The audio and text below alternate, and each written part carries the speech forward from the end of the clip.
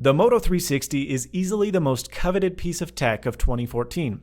Unfortunately, without an official release date nor price, we're kind of just stuck in the mud.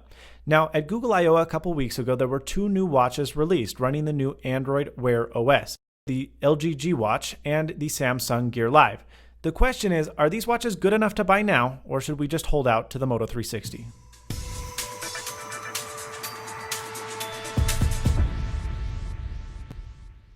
Now, the internal specs on these two devices are essentially the same, and if I had to bet, the Moto 360 will be dang close as well. The same processor, the same GPU, the same amount of RAM, etc. What matters is on the outside. Now, the LG G Watch is the more popular watch of the two, and I think it's because it has a $30 premium price tag, so people think, well, it has to be better, and that's honestly not true. First of all, this band is total crap. It is made out of a latex-ish type material that causes me to sweat day in and day out. I hate it, and it's awful. Now, the back of the device also is pretty ugly. It doesn't really matter because it's against your wrist, but it sure doesn't look nor feel like a premium watch. Wearing this thing just makes me feel like a total nerd. I mean, it looks like a nerd gadget with its plastic construction, the cheesy wristband, etc. Now, on the other end of the spectrum, the Samsung Gear Live actually looks really great. Despite its square watch face, it has a beautiful construction. It has a steel band, which really gives it a more premium look, and the wristband is awesome. It's kind of a soft plastic with a really nice clasp. It doesn't make you sweaty, it just feels better. The back of the Gear Live also looks just simply atrocious. That being said, there is a heart rate sensor included. While it's not super accurate, it's better than nothing. To LG's credit, they made an awesome charger. Now, as you can see, the bottom of the charging dock has a very rubbery surface, which allows you to stick it to pretty much everything. It's not adhesive though, so it doesn't leave any marks, and if you get a bunch of lint and crap on it, you can just wash it off with water.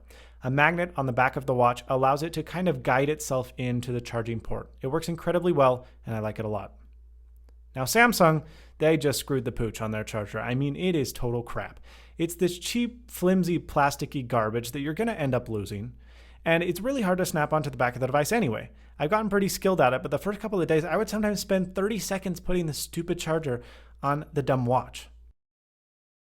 In lieu of requiring a screen touch, each device houses an accelerometer to wake the device. Now, in theory, it's really handy, but the Samsung Gear Live was not sensitive enough, and more times than not, I just got frustrated.